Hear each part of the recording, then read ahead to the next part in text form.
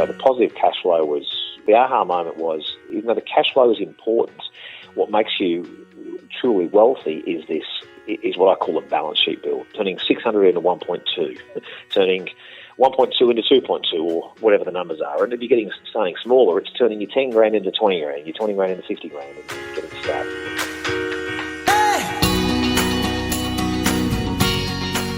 This is Property Investory, where we talk to successful property investors, find out more about their stories, mindset, and strategy. I'm Taran Shum, and in this episode on Property Investory, we're speaking to owner of Bradley Property Group, Dave Bradley. We'll follow the property developer through his natural progression from accounting to property investing and development. Hear how he was forced to deleverage during the GFC, and how he turned $640,000 into $1.2 million within 18 months.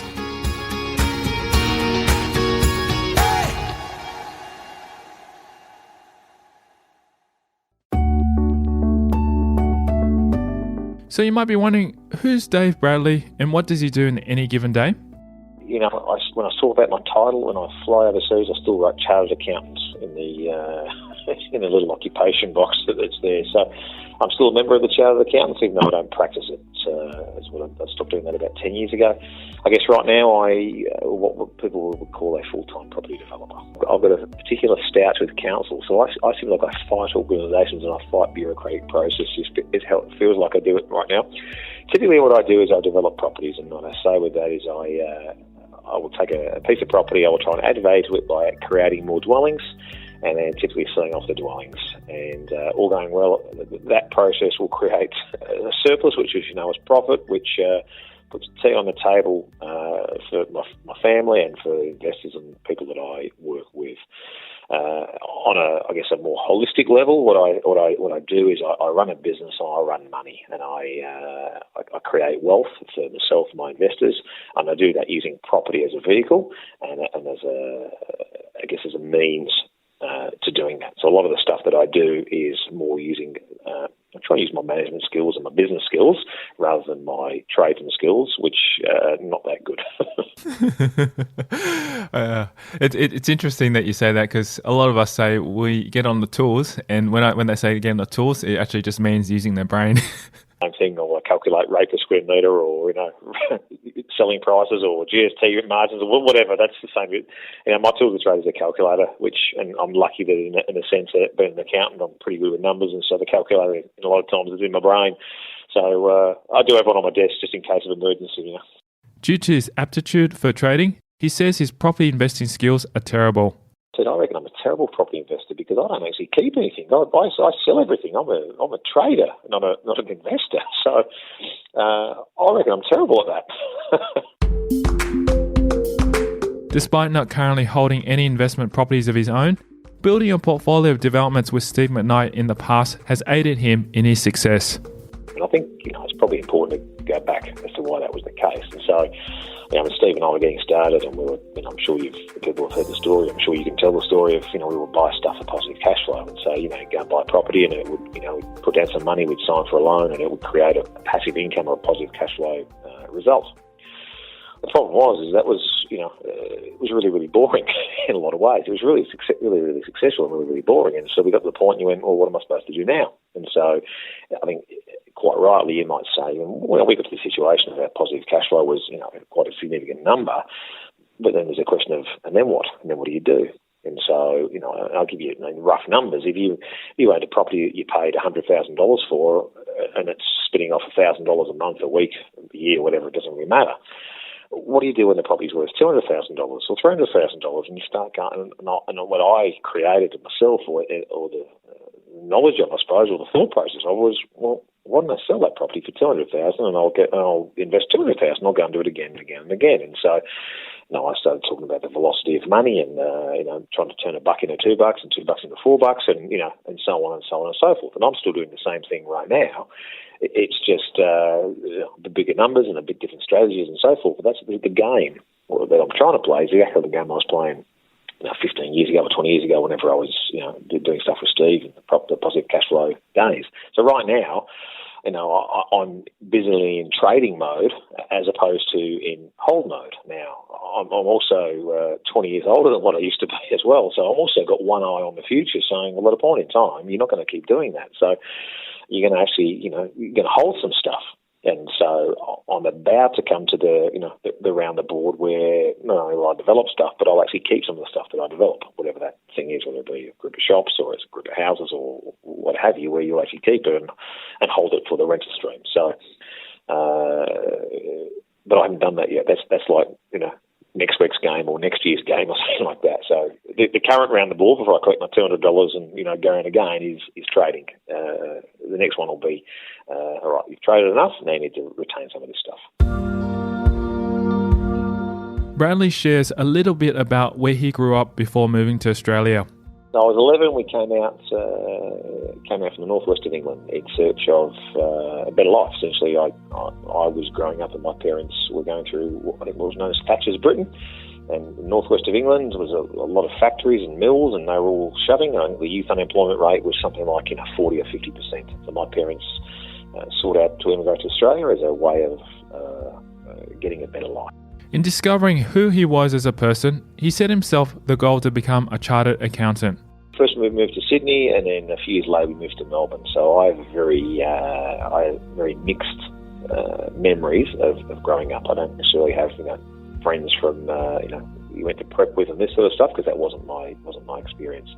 What it did do is it put a couple of virtues that got instilled in me from a young age. The first one was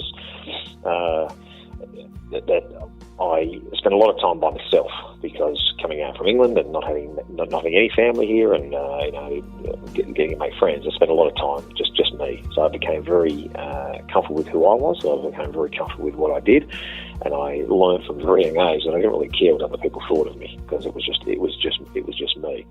The other thing that got instilled in me from a young age is I remember my parents, not say fighting about money, but I heard them complaining about money. And so they never had money there. We never went without or anything like that, but my parents sacrificed a great deal and we never had money. And I remember saying to myself, probably about 13, 14, I'm not going to do that. I remember one particular day, my mum, I came out of my bedroom or lounge room, wherever I was, and she said, I'm going to take $50 from the bank card to pay off the Visa card. That was their financial plan, or their financial strategies at the time, was just to stay alive.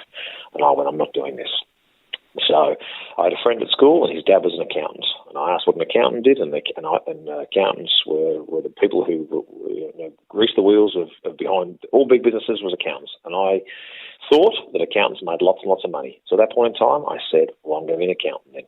That was as simple as that. I thought accountants equal lots of money, so I'll do that.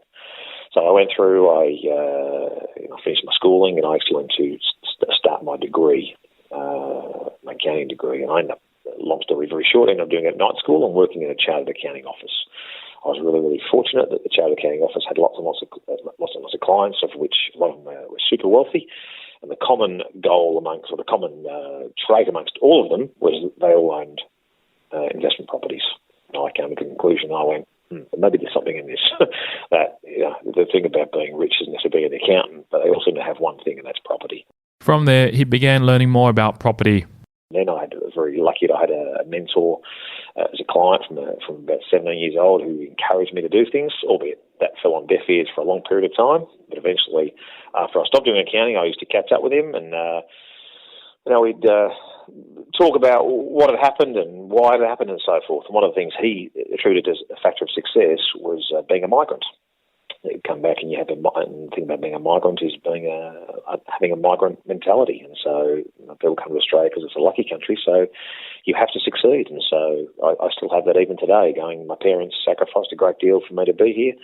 That, Australia is built on a whole bunch of migrants, and there's a mentality that they have because they come here to get things done. And so I guess my growing up, maybe not different to maybe a lot of people or most people, but it certainly instilled a lot of values and a lot of experiences that I draw upon, to this very day. Although there was no influence from his parents in terms of property, Bradley gained insight from his mentors and peers throughout his career. Very lucky I had a client who was a big time he's a property guy, and he passed away about 8 or 9 years ago, and I would catch up with him, I'll say regularly, not as regularly as I would have liked, especially now he's no longer with us. But just, talk stuff. And as I used to say to him, there'd be a lot of people you'd have had the chat to, because, he took me for lunch one day and we had the chat about, basically, I liken the thing, he was my rich dad, if you go back to a rich dad, poor dad scenario. So at the time, though, I didn't realise it. It wasn't until later on that I realised it. And so, I was really fortunate that I had a few, like I say, sliding door moments where I went, okay, I now look back on and go, they were fairly instrumental in forming my outlooks on various things. And even now, when I deal with certain situations, I'll still go, this guy was named Maury, what would Maury do? And I can still see Maury's son. As we catch up every so often and have lunch and talk about what we're both up to and so forth, I still talk about what would Maury do, and that's what I would do. Every time I see his son, I say your father was an amazing man, not only for what he did, but how he reached out, and I wouldn't be anywhere near where I am right now without your father having crossed paths in their lives. As ambitious accountants, Bradley and Steve McKnight were working in the same firm when competition arose between the pair. So I was, working in an accounting firm, and I moved accounting firms as you do. I ended up working at a firm, which is where I met Steve. So Steve and I were the two managers, and we were basically, I think, in hindsight, we were being pitted against each other as who was going to be the next partner. Except we both spoke to each other, and we both went, we actually don't want to be partners in this place. So I reckon we can do it better, which is, fairly typical of people at that age. I reckon they can do things better than everybody else. So, what do? You go and put your name on the door, and you put your own accounting practice name on the door. So Bradley McKnight Accounting Practice was formed, and off it went into business. A short time thereafter, Steve came to me and he said, I don't want to do this. I went, well, what do you want to do, mate? And so the real estate business started off in very, very humble beginnings, and around the same time we'd been to a Robert Kiyosaki seminar, and we'd sort of listened to the virtues of positive cash flow, and we started buying some houses in Ballarat, and so it went on. I'm sure people have heard the stories, and off it went.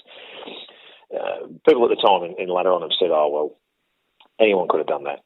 And you're absolutely spot on, anyone could have done that. But not many people did do that.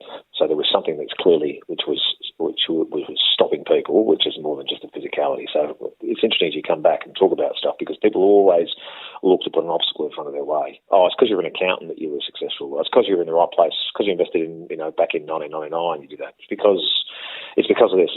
It's never anything. It's because of them. It's always something else. Is the case, and I think that's one of probably the biggest things that stops people from doing it.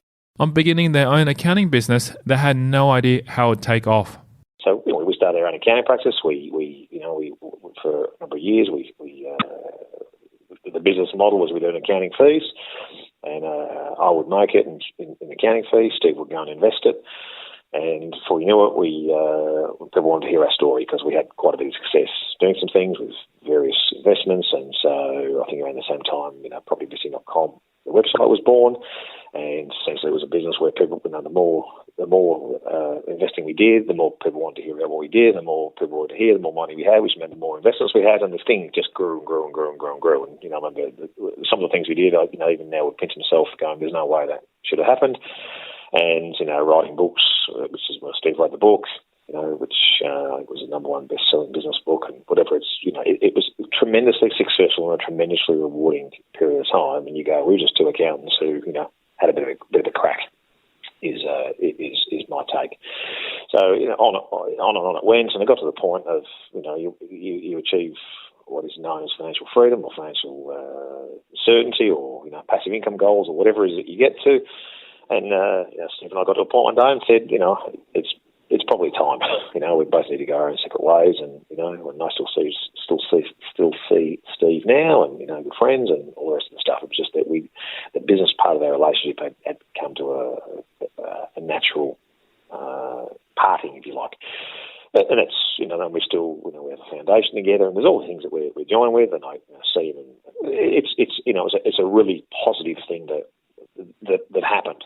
So through the business part of that, we started off as a very simple thing, just buying stuff to increase our passive income. That was how we started. Along the way, we learned things. So you learn about velocity of money, you learn about leverage, you learn about skill set, and you learn about different markets and how things change. Entering into property development occurred organically for Bradley as he shifted away from simple renovations and towards building. I was buying properties to rent. It was that simple. And then along the way, one of these properties needed renovating. So we renovated it, and we learned how to renovate. So our second property we ever did was a house that Steve and I renovated with Steve's dad. And I can't remember what the budgeted profit was, but the actual profit was nowhere near that. So there's a lot of these renovation shows where they show, some guy putting a lick of paint on and making $1 billion. That wasn't my experience. And so, you go from renovating, I don't like that. So our second renovation project was a group of flats where the best thing we did was get a project manager in to get the actual renovation. I, in this case, became the manager of the manager, which is what I do particularly well. And at a point in time, the house couldn't need renovating. It had a backyard. So, we cut off the backyard. And so, and I forget the time frames, because around this time I went off by myself, but he started cutting off backyards. And I started buying backyards. Then I started building backyards. Then I started buying properties that could be developed into 2 townhouses or 3 townhouses and it grew and grew and grew. And that's what I'm doing right now is developing. So I started off a developing business by buying rental properties, and it grew and grew from there. And the only change I would encourage people to have is this notion of just say yes. So I bought my first apartment developments off a conversation from a real estate agent who said, "Do you do apartment sites, Dave?" And I went, "Yeah, why not?" I knew nothing about apartment sites, but I did an apartment site, and I figured I would learn on the job, which is what I did. I made whatever much money I made out of the project, but I learned a whole bunch of stuff along the way. So a lot this notion of just say yes, or you're never too old to learn, or the market changes if you like, and so what are you doing to change with the market? So a lot of stuff when I speak to colleagues now, or people who ring me up, or what have you, it's what are you doing to stay in touch with the market? I mean, right now, today's date is, it's whatever it is in 2017, that the market is a certain way. The market was different 3 months ago, and therefore, by deducement, the market will be different in 3 months' time. How are you going to change with the market? And whether that's the actual construction market, whether it's the finance market, whether it's the buyers in the market, whether it's overseas influences, there's something that's always changing, which is influencing things. Are you changing with it? And so if you're still doing what you were doing 5 years ago and you're expecting it to come back in vogue, don't be surprised if it doesn't. The worst investing moment for Bradley came when he was halfway through developing a property, at a time when the market was volatile. The worst moment was post-GFC that was in that. And I had 2 projects which were funded via one of the big 4 banks, and straight off the bat, the bank said to me, "We are not funding your project." I'd already signed a building contract. Well, they didn't say we're not funding you. We said we're changing how we are funding you. And so I had, in a space of one afternoon or one morning, whatever the phone calls have gone, because I'd already signed that's how the contracts work. I'd signed a building contract with a builder, and I'd signed a finance contract with a lender. So my banker, my builder, doesn't really care where the money's coming from, as long as the money's coming from. So what that meant for my cash flow is it was about $1.5 million shortfall in my cash flow. So in the next 60 days, I had to realise, a 7-figure sum of money.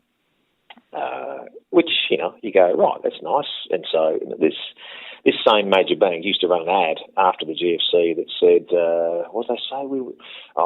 During the GFC, we were the first bank to really support people. And I went, really? Man, you guys are leading the charge, running for the hills. It was my experience, but it's there. And so that was, one story. The second probably one was when I essentially got a call from the banks that says, "You have too much money out the door. We want you to deleverage." And they said, I can't remember what the number was. I think I had about $20 million out the door with them, and they said, "We want you to be $10 million in 90 days' time." What? How can they do that? Absolutely. So you're talking. So you asked me. I think your question was, what was your worst moment? The worst moment is because you come back, and so I was in partnership with the guy at the time, and he was absolutely livid. Wanted to, go down there and do all sorts of unspeakable things. And I went, no. There's lessons in this. Now, at the time, I also wanted to do unspeakable things. I'm not going to lie, but you go, hang on, that's not going to get me anywhere. So what do I need to do? His next step was to deleverage, asking the bank to give him 7 days to pull it all together. 7 days, I had valuations done on my complete portfolio, and I had a strategy of how I was going to decrease my debt. I sent it to them. I sent them a document that would have been, 60 pages long. So a real estate agent's valuation, backed up by comparable sales, and my plan of how I was going to do this. Now, for the purposes of explaining something, if you've got a property that's half finished, it's really hard to sell a half finished property. So you need to finish the property and then sell it. So you can't just sell something. So there was a plan that was done that. If you've got a property that's got a tenant there for another 3 months, and it's an owner-occupied type property, there's no point trying to sell it now. You need to wait 3 months and sell it as a vacant property. So that was all part of the things that I was doing. So what did I do? I sent this document out, and a week later I rang up the bank and I said, I was just checking you got my documents. Yes, I have, but I haven't had a chance to read it yet.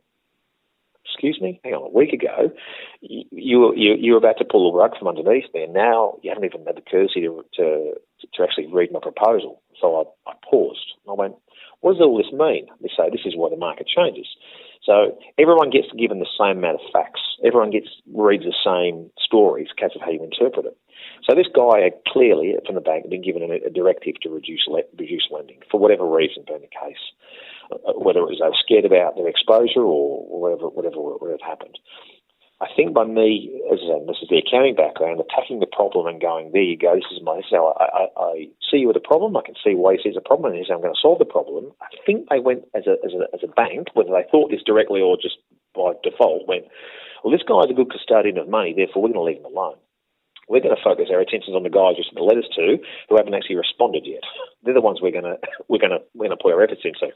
From this incident, Bradley had learned a valuable lesson, that not everything will go according to plan. It's my problem to solve, and I'll solve the problem. And so, there's a few character traits that you learn throughout where you go, no, we'll be okay. I just need to solve. There's a problem here. I just need to work out how to solve this problem. And so when people say, oh, yeah, you were lucky, Dave, I go, no, you don't know what a sort of person does, or when you're in this in certain predicaments where you go, I have to solve this. And so there are plenty of times that I could spend the next hour talking about the problems that I've had in business where things haven't gone to plan and what you do.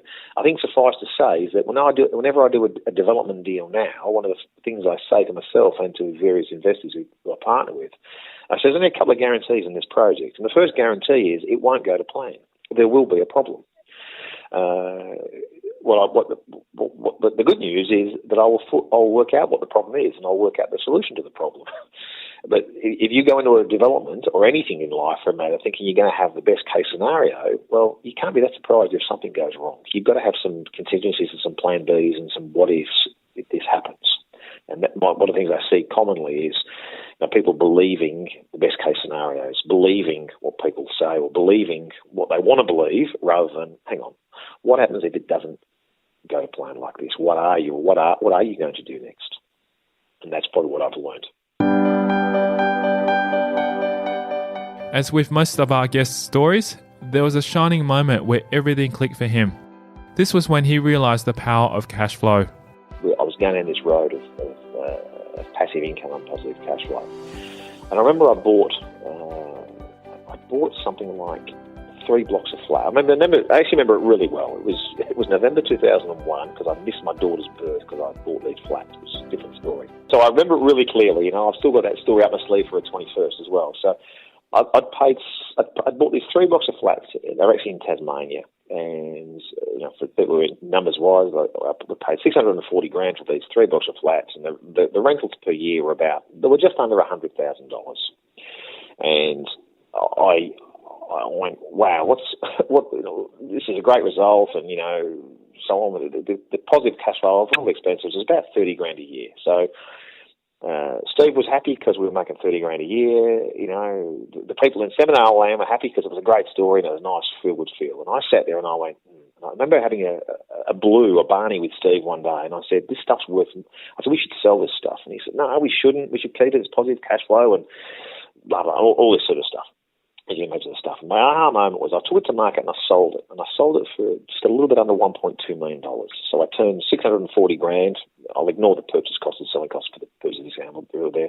$640,000 into $1.2 million in about an 18-month period. And so the positive cash flow was whatever that. The aha moment was, even though the cash flow is important, what makes you truly wealthy is this. Is what I call a balance sheet build, turning 600 into 1.2, turning 1.2 into 2.2, or whatever the numbers are. And if you're starting smaller, it's turning your 10 grand into 20 grand, your 20 grand into 50 grand, and getting started. So you need cash flow. And so a lot of people preach cash flow, and cash flow is really, really important because that's what keeps you survival. My aha moment was, what will make me accelerate this quicker is if my net worth, my balance sheet, my books, whatever, if I can grow that at an accelerated rate, that is what will win me the game, if you like. And so all I'm doing right now is trying to do exactly the same thing. So, the last property that I purchased for whatever money I purchased it for, I'm looking at it going, how much capital am I investing and how much can I turn it into as quick as I possibly can? That's what the game is. Another important thing which Bradley realised was about timing in the property market. There is never a perfect time. So, in a sense, right now, I'll go for a run with a few buddies, and they'll say, "Oh, it's a great time to be in the property market. It's an all-time high. You must be really happy." I go, "Yeah, terrific." When I'm selling, it's not that good to buy though, because it's there, or it's not that good to finance stuff because I might pay $1 million for something, but the bank goes to value it. They go, so we reckon it's worth 900. So I'm only going to give you money based on 900. What do you pay $1 million for? And you go, "Have you read it? It's a hot market. I have to pay $1 million." So then go, "Oh, well, you want the market to drop then?" And I go, "Yeah." I just think I'm going to go get and finance if the market drops. When the bank goes, "Oh, we don't give anyone any money. We'll call the money in," or there's your stuff you're trying to sell.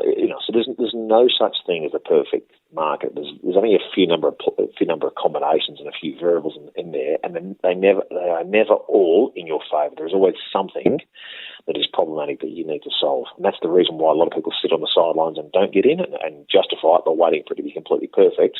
And that's the reason why it's easier to transact, because people want to do it, but there's something that stops them from doing it. And I think that something is waiting to believe that everything is perfect before you can enter the market. When it comes to making the first move and purchasing that first investment property, Bradley believes the lack of money or the fear of losing money is what holds people back. There's fears of money, and whether money is either capital or it's finance. So I think the biggest one that holds people back amongst both those is the fear associated with that. So if I said to a person, we'll put money, I've got a deal for you, I want you to put 100 grand into a deal, then, you will go, what will hold you back is the fear of losing that $100,000. If I said, I want you to put 100,000 in and sign for a $1 million loan, you may have the fear of being called on the $1 million loan.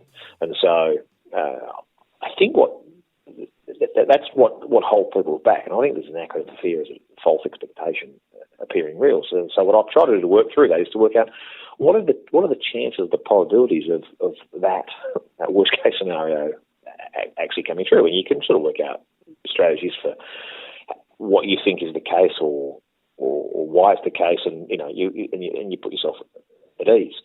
I think over my time of doing all this stuff, there seems to be two things that motivate people. It's fear and it's greed. So the people come from two different spectrums, and people smarter than me can probably talk better on the two spectrums.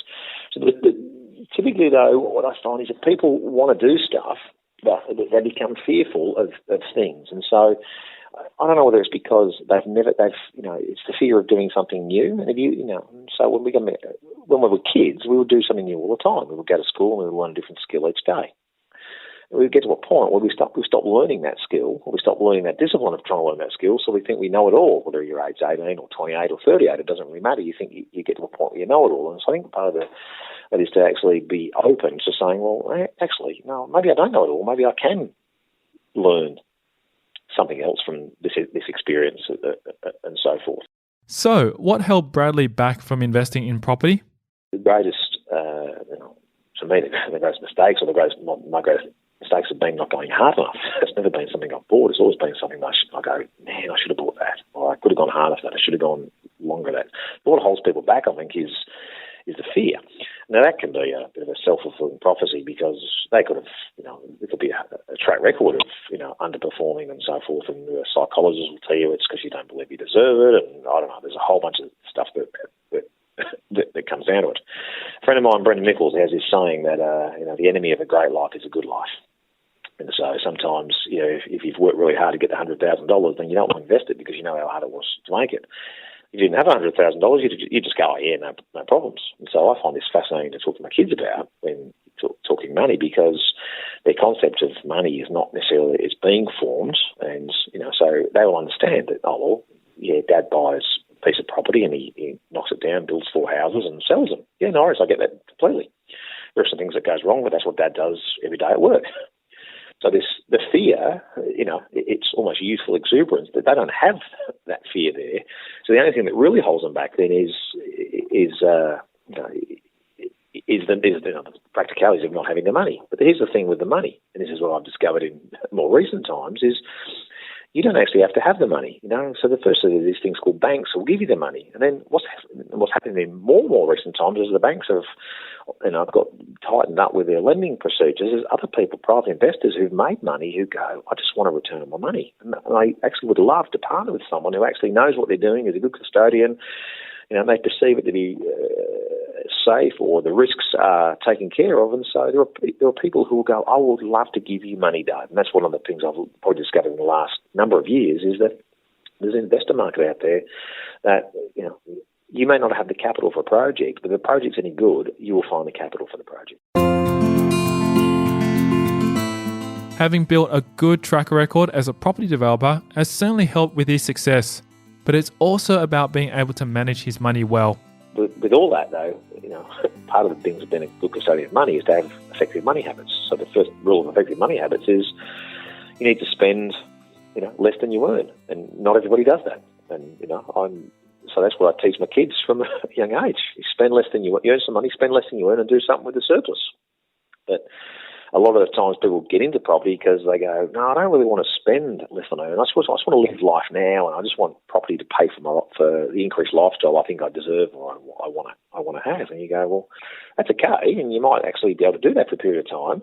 But there's also a chance that you're building a business on quicksand, and that, you might fall over because you haven't actually got sound fundamentals in place to start with. To hone his mindset around property, he consults various people. However, it's also vital to back yourself when searching for mentors. For property development, I rely on a lot of the consultants that I use for specific, technical knowledge. I catch up with a buddy of mine who also does this, and we will talk more high level about our respective businesses. We'll catch up on probably a quarterly basis to do that. So I guess it comes as a heading of catching up with peers. And I also seek counsel from a couple of friends, more about keeping me grounded and seeing things from a different perspective, rather than just getting caught up in the buy something else, and keep going about why it is that you're actually doing something. What is it that you're actually trying to achieve, and that sort of stuff. And so I don't necessarily sign up for mentoring courses per se, or have that, but I definitely seek people out. And one of the problems of this business is that you are seen as the leader by a lot of people who work underneath you, for various consultants and trades and whatever else. So they see you as having all the answers, which is maybe true in some cases, but it's not always true. And so how do you direct the ship in the way that you actually want to go? And so I guess you try and seek out other captains and find out how they're doing it, how they're coping with things. But a lot of times, in relation to reading the market, I think you can talk to. You actually one of the problem of talking to too many people. So if you read the signs and read them a certain way, sometimes there's a skill that I've developed where you just actually you trust yourself and trust your instinct. That if everything says that's okay, then that's okay. Sometimes you can look too hard about why is this not going to work? Which is a lot of what a lot of people do. All the things that could potentially go wrong. With many people looking for Bradley for answers, he stresses the importance of owning his mistakes when they occur, fixing them and then learning from them. Not afraid to put my hand up and say I made a mistake. I don't like making mistakes, but I'll put my hand up and if I make a mistake and go, I made a mistake. And I'll wear the mistake and, I try and do better next time or whatever the case is. But then I'll tell you what I'm going to do to fix the mistake. So, which is not just blame everyone else. This is now what we're going to do. And so I find that if you're increasingly so, it feels like you deal with people and organisations and it's always someone else's fault. It's never, no one will actually take ownership. And I actually find that you'll actually get a lot of mileage from just actually owning the mistake. Now, I get that organisations don't necessarily want to preach that's the case, but if you stand in front of someone and go, "You're right, Tyrone, I stuffed up, I'm really sorry," there's not a lot you can say right then. Like, you can have a go at me and go, "You're right, I did, I stuffed up, I've apologised for it. But what do you want me to do? I'm now going to fix it." But of course, if you want to fix it yourself, you can fix it yourself. It's up to you. But I'm telling you, I can fix it. And this is what the fix is. And the fix might involve more money at the project. It might mean an extra month's interest. There's a whole bunch of things that may involve. But once the mistake's been made, I can't unwind the mistake. And so the first part of that is to actually own the mistake and accept responsibility for the mistake. Now, the next part of that, as you come to that, is to learn from the mistake. All right, why did this mistake happen, and what can I do to prevent it from happening again? Because at the end of every project I finish, I go, what did I do well and what did I do poorly? What can I do better in the future? And so as the market changes, as the industry changes, as the finance conditions, everything changes. If you're still learning about, well, I did that really, really well. And so I'll give you an example, right? So I've been to auctions in the past where I have been, I've tried to be the alpha male at the auctions and stamp my authority on the auction. Not necessarily being a thug, but, bid confidently and, rah-rah and be loud and this sort of stuff. And with varying degrees of success. I went to an auction probably about 60 days ago and I tried a completely different tact where I was really passive and almost timid in how it was. And it worked. We bought the property. Now, I don't know whether I was always going to buy the property or, you never know what went on, but I went, it's interesting. But, it was definitely an easier auction from my perspective because I didn't have to put on a bravado. Would I've got the same results? We'll never ever know. But you went, I can learn something through this. Is there a way that I can conduct myself in normal life or other parts of my business life that would actually get the better outcome? So you just ask the question and you pose the question, and maybe you can and maybe you can't, and you won't know until the next time it happens. And I'm dealing with council or the banks or whatever else, and I try and do something else. In Bradley's experience, accepting that you won't be successful at everything and not compromising your integrity will in turn actually help you attract good things. It's interesting that we don't really pay much homage to it. It's people get, everyone needs to win. And you go, well, no, everyone doesn't need to win. And so, using the same thing in a property sense, it's one of these things that, you can't buy every single property. You can't, you can't say yes to all the time. Everything you do is not going to be successful 100% of the time. So maybe you need to accept that that's not the case and, deal with the consequence with that yourself rather than trying to, how can I get a better success rate at auctions? And so, so this auction story I tell you was just, let it go, let the flow go. If it's supposed to be, it's supposed to be. I've got my own rules or my own things that I think are important that I don't want to compromise. And so, if I'm true to that, then good things will come. Starting his property journey in 1999, and with 15 years of experience in development, Bradley has implemented numerous strategies over time. For me, I've got my own definition of what is developing, which may or may not be the same as what everybody else's is or something else's. For me, developing in property is making money from real estate without doing the physical work. So I've touched on earlier about people, the renovation TV shows or people who renovate a house or whatever and reckon they make a bunch of money and it's all their own labour type stuff. That's not developing. For me, it's making money from property without doing the physical work. And so that physical work can be, in a lot of cases, buying a site, building 4 townhouses and selling them. It can be rezoning land. It can be buying a block of flats. There's a whole bunch of things that they can do, but it's not me doing the physical work. Now, I do physical work. Right? I come to an office every day and I work on the business as a manager and whatever else. And you deal with council? Absolutely. But I even outsource that. So my assistant will deal with accounts in the first instance. So, if it needs to be at a high level, then I'll come and, get involved at a high level. But I'm not the one who's, I'll deal with the banks, but I'll let, the builder deal with the trades. I'll let, the architect deal with the engineer. I'll let everyone do their job on it. So my role is to oversee the business that does that. So from a perspective of what it is, and that's what it is I do so that's what I see as property development. So when I say, what do you do? I'm just trying to turn a buck out of property, right? And I don't want to be the one who's painting a wall for that to be the case. I want to use my brain. I want to use how I read the tea leaves, and what I see happening is my way to go and do that. And so we probably haven't got outside the scope of this. What we're talking about right now is how I would do that. But that changes constantly as, the government changes the legislation or something else becomes flavour of the month. That gives further opportunity to do that.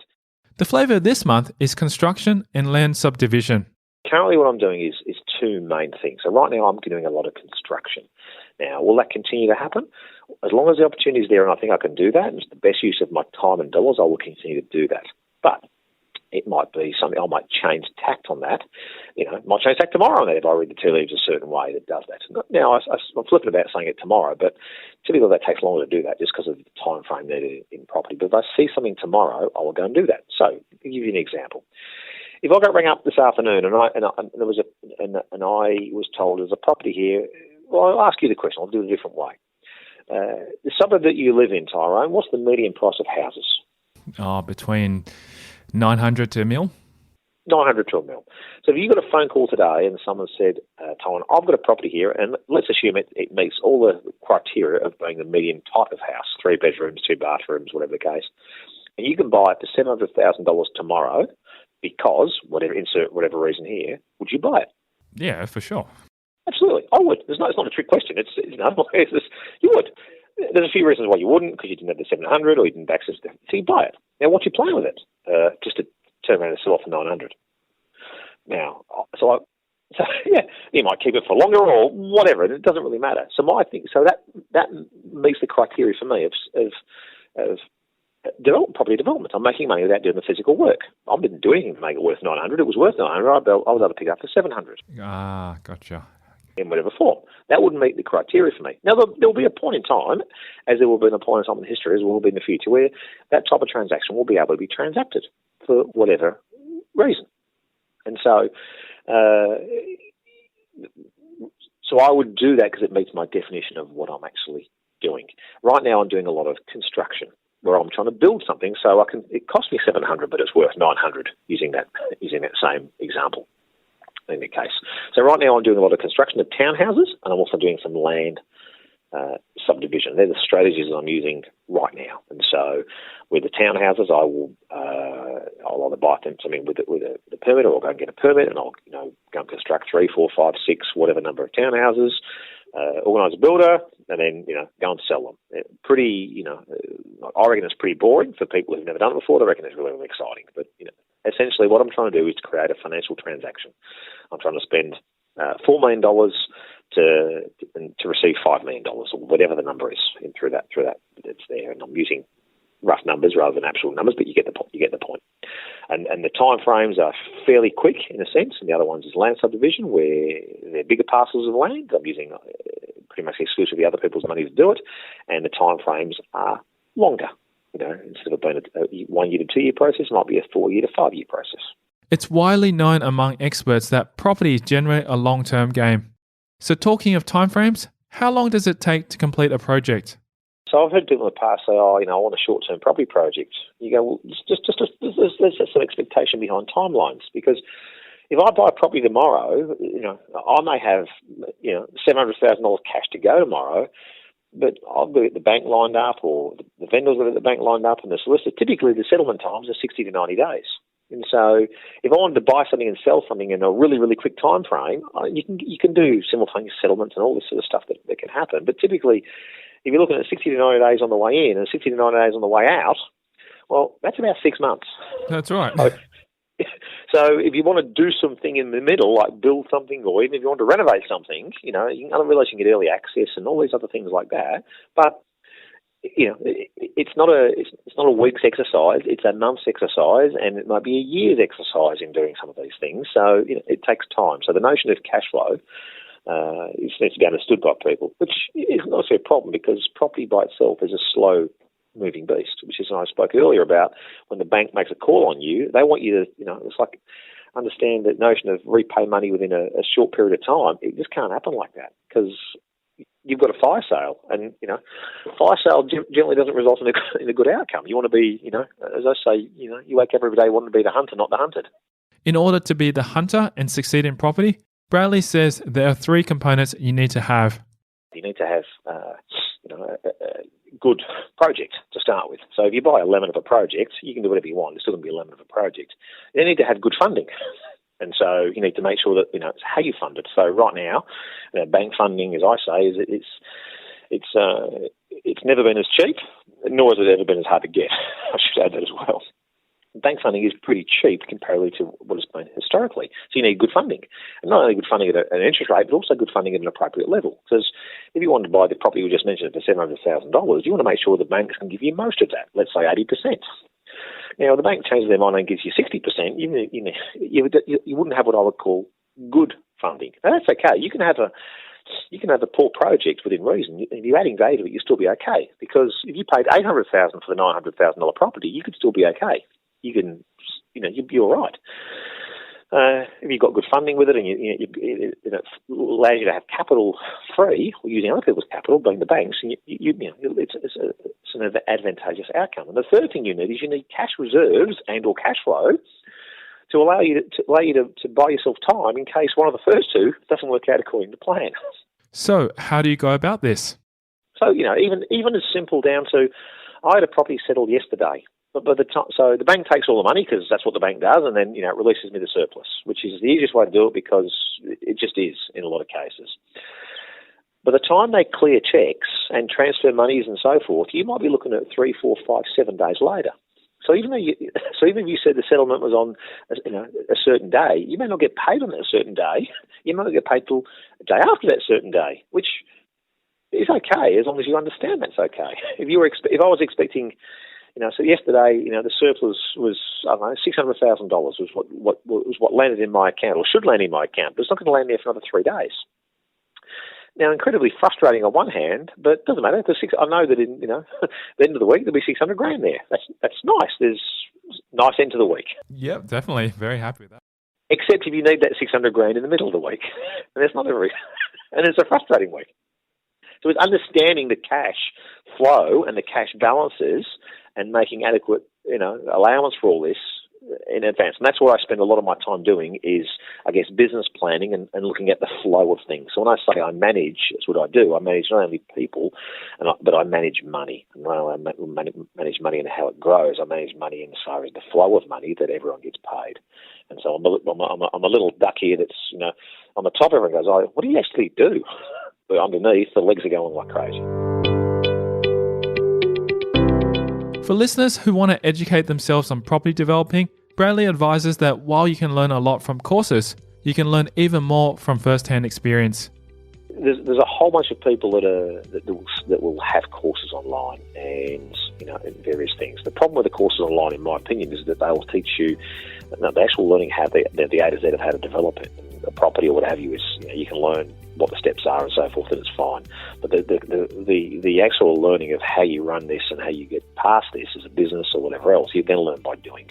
And so I'll be encouraging people to say, you know, don't necessarily go, you don't have to go stupid and just, you know, start firing off at the hip or whatever else. However, understand that you can learn a course that tells you, I don't know, how to build a house.